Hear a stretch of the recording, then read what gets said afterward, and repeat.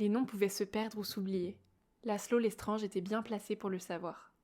Il avait autrefois porté un autre nom, qui avait sombré dans l'oubli, telle une chanson que plus personne ne chante.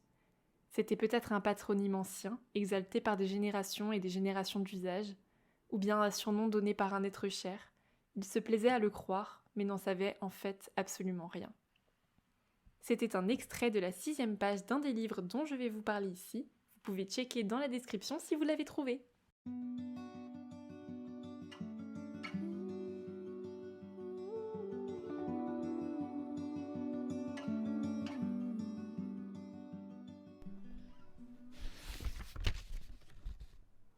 Hello et bienvenue à la 6e page où l'on discute lecture façon book club.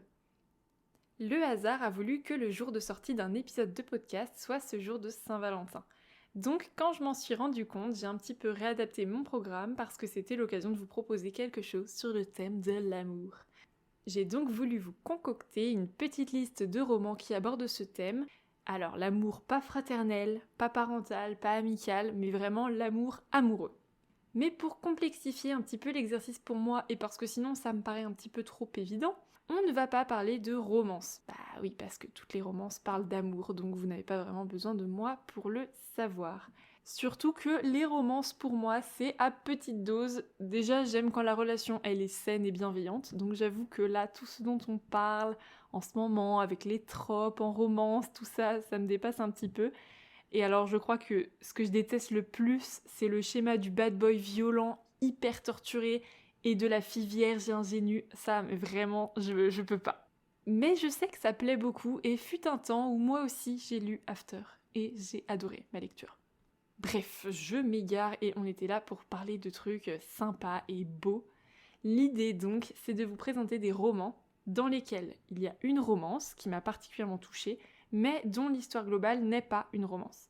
Mais ça va être aussi l'occasion de vous parler de livres dans lesquels on va avoir un point de vue intéressant sur l'amour. J'espère que c'est plus clair comme ça. Alors aujourd'hui on va parler du grand amour, mais aussi de l'amour du quotidien, de la façon de le ressentir en fonction de la génération à laquelle on appartient, de notre âge, de notre vie, etc. Et donc on va voir ça à travers 6 livres, aux genres hyper différents, vous allez voir. Et en plus, dans la liste, il y a 3 de mes auteurs préférés de tous les temps, et des livres aussi qui font partie de mes meilleures lectures ever. Donc voici aussi ma déclaration d'amour pour eux. Et je commence sans attendre avec le premier, et il s'agit des 7 maris d'Evelyn Hugo, écrit par Tyler Jenkins Reid et publié en brochet et en poche chez Hauteville, et dans lequel on va découvrir au fil de notre lecture la vie d'Evelyn Hugo, grande actrice hollywoodienne de ses débuts jusqu'à ses 80 ans. Car la veille de son anniversaire, la star va accorder une interview exclusive, mais ni à un grand magazine ni même à un média en particulier, mais bien à une personne, Monique Grant. C'est l'occasion pour cette dernière de lancer sa carrière.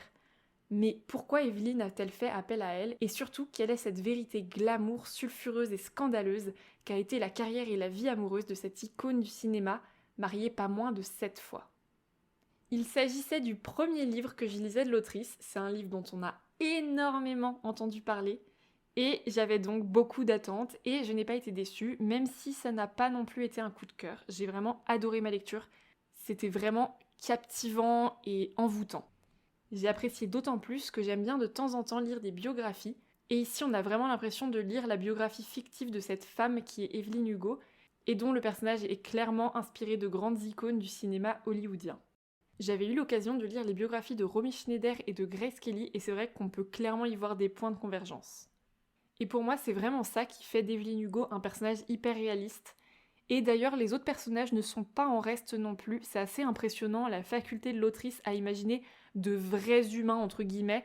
Ça, c'est un truc qui me fascine toujours. On aborde énormément de thèmes sans du tout avoir l'impression d'un livre fourre-tout. On va aborder à travers les normes de l'époque, les notions de différence, mais aussi l'homosexualité, et puis le harcèlement, les agressions sexuelles, notamment dans le monde du cinéma, et les jeux de pouvoir des hommes, donc vraiment pas que des réjouissances. On découvre ici un roman sur l'âge d'or d'Hollywood et sa fabrique à vedettes, sur les rapports hommes-femmes et sur la vie derrière les paillettes du cinéma, avec une femme qu'on peut autant aimer que détester. Et ça, c'est surtout dû à la dualité des sentiments d'Evelyn Hugo, qui est en permanence tiraillée comme ça entre sa carrière et sa vie personnelle et amoureuse. C'est une femme en plus qui est assez opportuniste et carriériste. Et à travers ces 7 mariages, je peux vous dire qu'on a le temps d'en voir passer des aspects différents de l'amour. Je peux pas trop vous en révéler trop, mais franchement, c'est un super livre à découvrir. Alors pour le suivant, c'est un livre dont je vous ai déjà parlé dans le premier épisode du podcast, puisqu'il s'agissait d'une de mes meilleures lectures de l'année 2023. Et c'est évidemment Le Faiseur de rêves de Laini Taylor, publié en brochet chez Lumen et en poche chez Pôle Fiction. Et alors je vais pas vous faire l'affront de vous refaire un résumé à la Esther un petit peu foireux, donc je vais juste vous lire le résumé officiel, ça va être beaucoup plus simple. C'est le rêve qui choisit le rêveur et non l'inverse.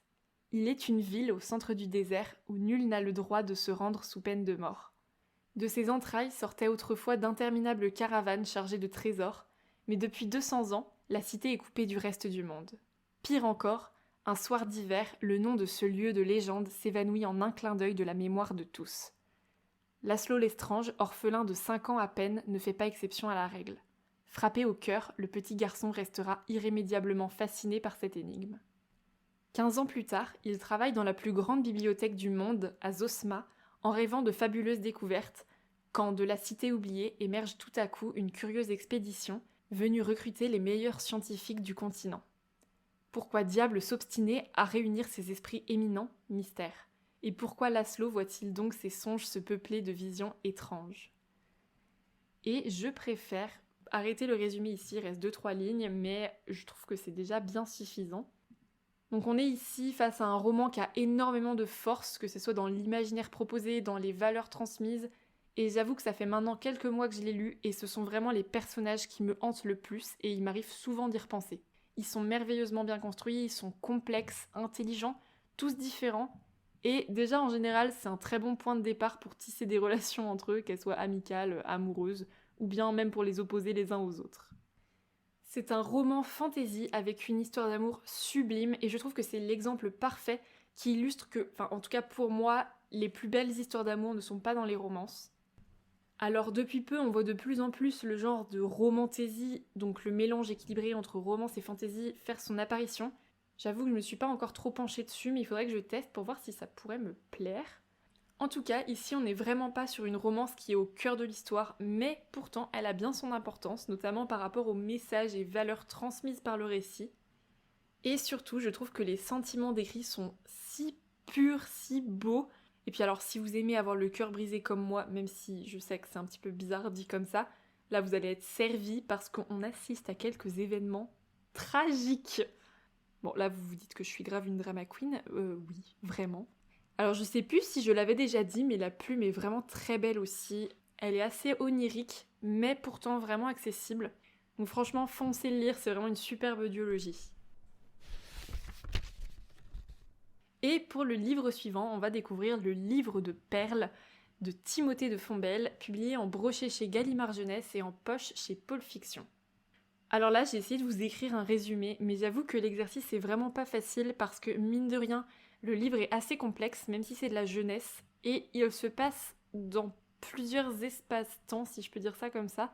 Et en plus, étant donné qu'on découvre vraiment la construction de l'histoire au fur et à mesure de la lecture, c'est pas évident de résumer sans spoiler.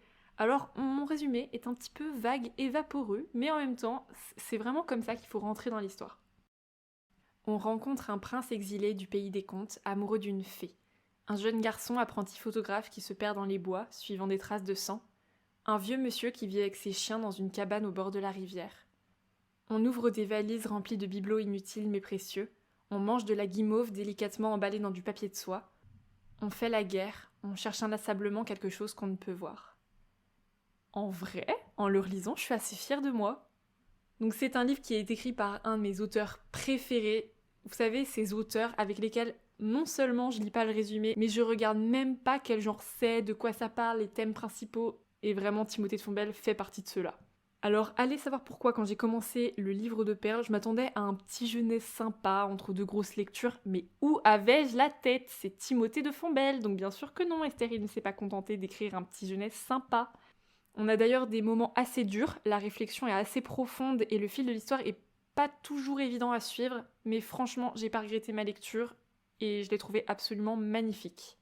Et je suis d'autant plus contente de vous le présenter parce que je pense que j'en ai jamais entendu parler sur les réseaux sociaux littéraires ou autres. Et pourtant, j'ai vu qu'il avait beaucoup de lecteurs quand même sur Babelio, mais ça, c'est plutôt cool.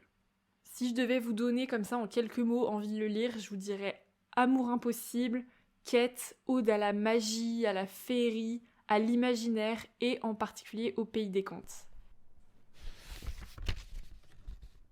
On va parler maintenant d'un livre écrit aussi par une de mes autrices préférées dont je suis attentivement toutes les parutions et d'ailleurs dès que j'ai vu l'annonce du livre je savais déjà qu'il ferait partie de mes prochaines lectures et effectivement il n'a pas dérogé à la règle puisque je l'ai adoré. Enfin on ne peut pas vraiment dire adoré parce que c'est quand même un roman qui est très difficile, qui aborde des sujets d'actualité et de société et on est loin d'une romance, ça c'est clair. Et donc il s'agit de Rita, écrit par Marie Pavlenko et publié en brochet chez Flammarion Jeunesse. Et je vais vous lire le résumé qu'on trouve en 4e de couverture et qui est très simple mais assez efficace. Qui est Rita ? Que lui est-il arrivé ? Tour à tour, élèves et professeurs racontent leur année de terminale, celle qu'ils ont vécue. Vigo, qui aime Rita comme un fou, Romane, l'ami attentionné, Timour, le copain décalé, tous brossent un portrait de Rita, une ébauche tendre mais dramatiquement incomplète. Leurs histoires disent l'amour, le désir, la rencontre sublime, le partage, mais chacun avoue aussi être passé à côté du drame. Personne n'a rien vu venir. C'est un roman qui est avant tout sur la pauvreté, qui est une condition dont je trouve on parle pas beaucoup en littérature et notamment en young adult. C'est un récit qui est à la fois très triste et vrai, mais aussi plein d'espoir et qui aborde des sujets vraiment essentiels dont on parle peu. Le cours du récit va nous amener progressivement à découvrir la réalité de Rita, sa descente aux enfers. Ici on parle d'amitié, mais on trouve aussi une très belle histoire d'amour dans laquelle la honte et les secrets, les non-dits se sont insinués. Et ce que j'ai trouvé très beau, c'est la résilience dans la relation. Enfin, quelque chose de très touchant et doux, malgré une réalité hyper dure et brute, qui touche malheureusement beaucoup de jeunes. Ici, l'amour, c'est une véritable bouffée d'oxygène pour Rita. Et les personnages sont hyper touchants aussi, que ce soit les amis de Rita ou Vigo qui est fou amoureux de la jeune fille. Alors avec le titre suivant, on flirte dangereusement avec la romance, mais je pense pas qu'on puisse dire que c'est une romance pure et dure.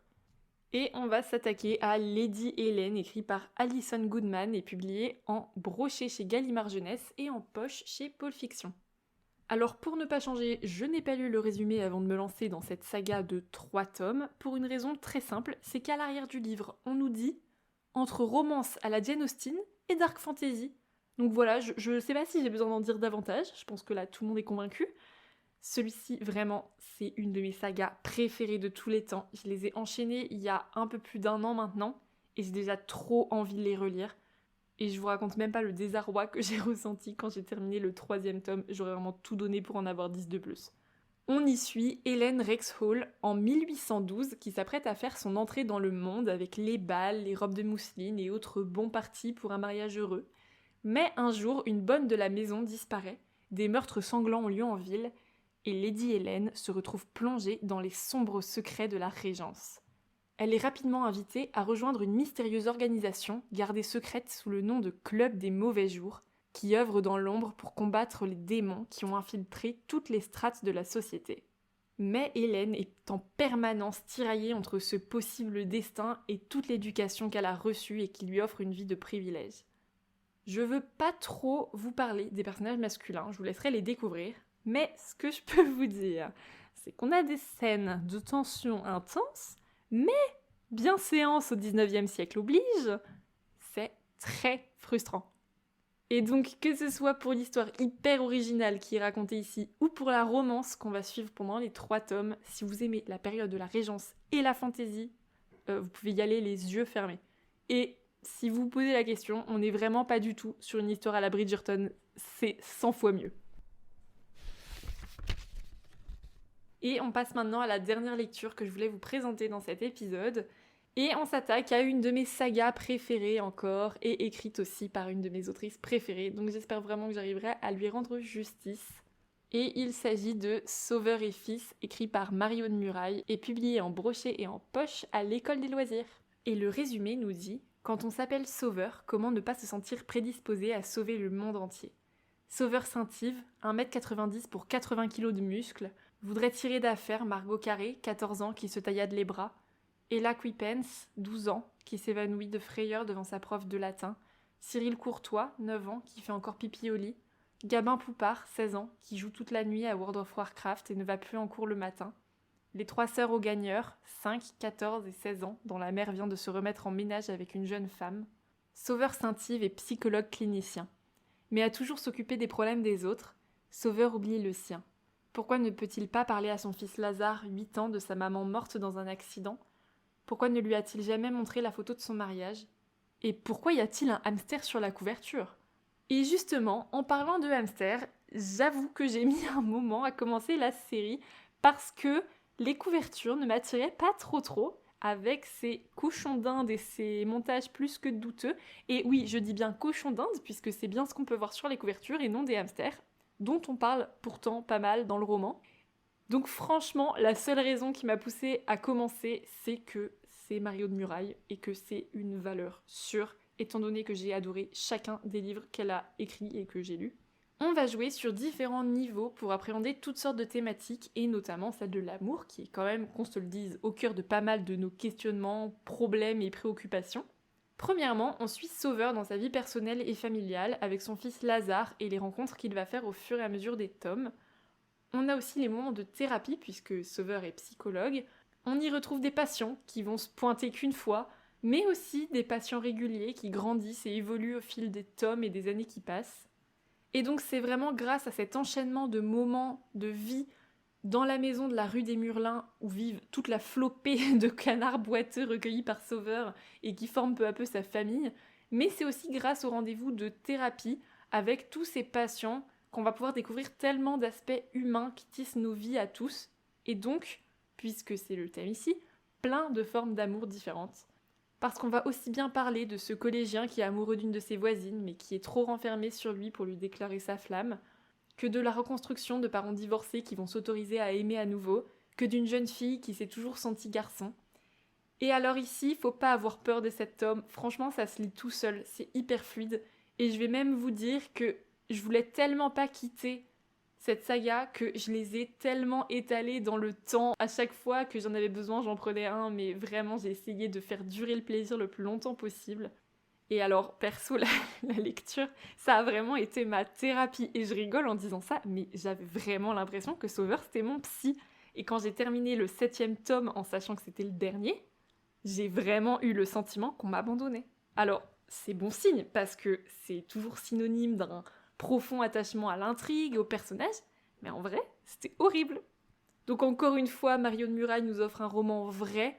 C'est toujours l'impression que j'ai en lisant ses livres. C'est cette impression qu'elle a pioché des moments d'existence purs et simples, des moments hyper personnels et intimes de nos vies à tous, avec des sensations de l'enfance et surtout de l'adolescence qui sont si réelles et qui résonnent hyper fort dans notre mémoire et pourtant qu'on oublie parfois. Elle arrive à réveiller tous ces moments de vie, de joie, de peine ou autre. C'est impressionnant. C'est une saga qui traverse les générations, qu'on peut tout aussi bien lire à 12 qu'à 24, qu'à 52 ou qu'à 86 ans et qui va parler à tous. Et je crois que c'est vraiment ça que je préfère ici. Et voilà, c'était le dernier roman, enfin la dernière saga dont j'avais à vous parler aujourd'hui. J'ai plein d'autres titres qui me viennent en tête, alors si le concept plaît, peut-être que je referai un épisode sur le même thème à la même période l'année prochaine. J'espère que cet épisode spécial Saint-Valentin vous a plu, n'hésitez pas à me faire vos recommandations d'ailleurs. J'adore les livres avec de belles histoires d'amour mais qui sont pas forcément au cœur de l'intrigue. Pour ça, vous pouvez venir échanger avec moi sur Instagram, par mail ou en commentaire YouTube. Tous les liens sont disponibles dans la description de l'épisode, ainsi que la liste des livres cités, comme à chaque fois. Merci pour votre écoute et à très vite pour un nouveau chapitre.